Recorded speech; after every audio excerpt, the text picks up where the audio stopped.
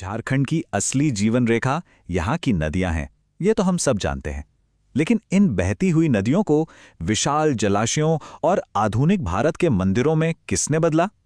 आज हम झारखंड के उन्हीं बड़े बड़े डैम्स के बनने की कहानी जानेंगे, जिन्होंने सिर्फ नदियों का रास्ता नहीं, बल्कि पूरे राज्य की किस्मत ही बदल दी।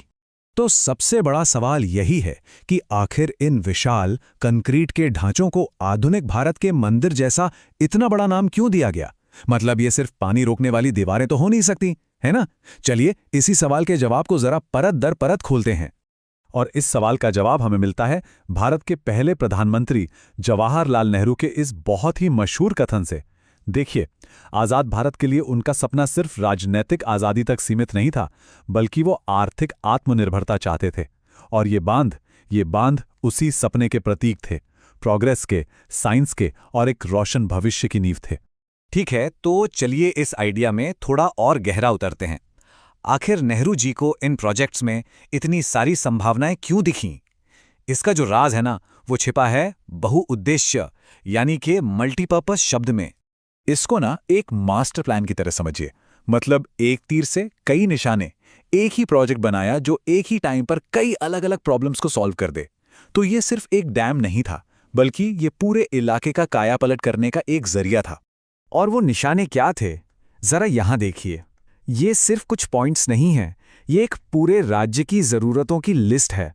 सोचिए, विनाशकारी बाढ़ को कंट्रोल करने से लेकर सूखे खेतों तक पानी पहुंचाने तक, कारखानों और घरों को बिजली देने और शहरों की प्यास बुझाने तक, ये प्रोजेक्ट्स असल में तरक्की के इंजन थे।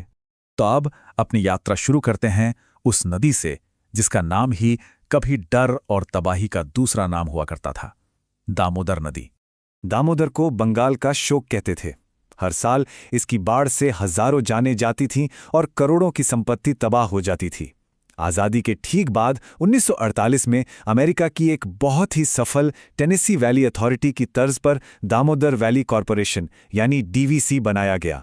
और लक्ष्य सिर्फ बाढ़ रोकना नहीं था, बल्कि पूरे इलाके का सामाजिक और आर्थिक विकास करना था। और इस बड़े लक्ष्य को हासिल करने के लिए कोई एक दो नहीं, बल्कि कुल 8 बड़े बांधों की एक पूरी चेन बनाई गई।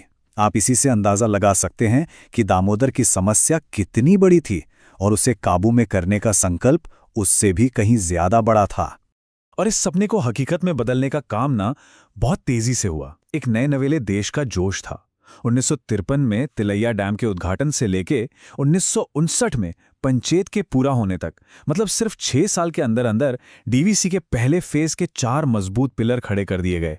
अब जरा इस पर गौर कीजिए। ये डीवीसी के पहले चरण का एक तरह से भौगोलिक ब्लूप्रिंट है। सबसे पहले कोडरमा जिले में दामोदर की सहायक नदी बराकर पर बना तिलैया डैम, फिर हजारीबाग में कोनार नदी पर कोनार डैम, और फिर धनबाद के इंडस्ट्रियल एरिया को बचाने के लिए मैथन और पंचेत डैम। तो साफ दिखता है कि कैसे पूरे नदी बेसिन को एक स्ट्रैटेजी के तहत कंट्रोल किया गया।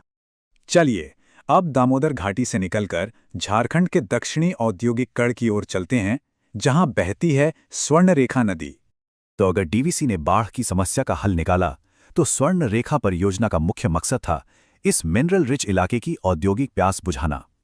जमशेदपुर यानी टाटानगर और उसके आसपास के कारखानों को पानी और बिजली दोनों की सख्त जरूरत थी, और इसका जवाब थी स्वर्ण रेखा परियोजना।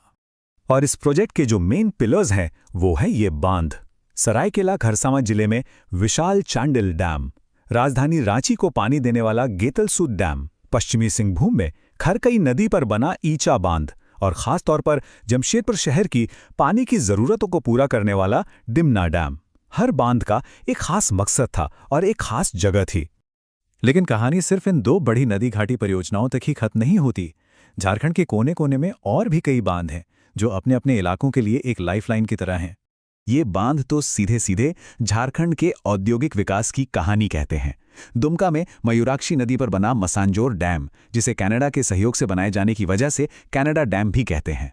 फिर बोकारो में तेनुघाट, जो सीधा बोकारो स्टील प्लांट को पानी सप्लाई करता है। रामगढ़ में पतरातू थर्मल पावर स्टेशन के लिए बना पतरातू डैम, और रांची में हैवी इंजीनियरिंग कॉरपोरेशन यानी एचईसी की जरूरतों को पूरा करने वाला धुरवा डैम।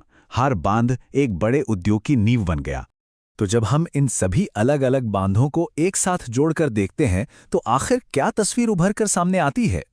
तस्वीर उभरती है एक पूरी तरह से बदले हुए झारखंड की, जहां नदियां अब श्राप नहीं वरदान बन गई, जहां उद्योगों और शहरों के विकास को पानी और बिजली की ताकत मिली।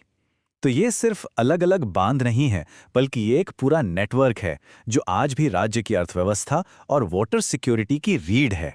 अंत में जब हम इन विशाल स्ट्रक्चर्स को देखते हैं तो हम सिर्फ कंक्रीट और स्टील नहीं देखते हैं, हम उन लाखों किसानों के खेत देखते हैं जो अब हरे भरे हैं, हम बिजली से रोशन शहर देखते हैं, और हम एक ऐसे राज्य की कहानी देखते हैं जिसने अपनी सबसे बड़ी प्राकृतिक शक्ति, अपनी नदियों को विकास का जरिया बना लिया। तो ये बांध झारखंड की वो विरासत है जो इसके आज को सींच रही हैं। लेकिन भविष्य का क्या? क्लाइमेट चेंज और बढ़ती आबादी के इस दौर में इस कीमती वाटर नेटवर्क को आने वाली पीढ़ियों के लिए सुरक्षित रखने की चुनौती कितनी बड़ी है? ये एक ऐसा सवाल है जो शायद इन बांधों की दीवारों से भी कहीं ज्यादा बड़ा है।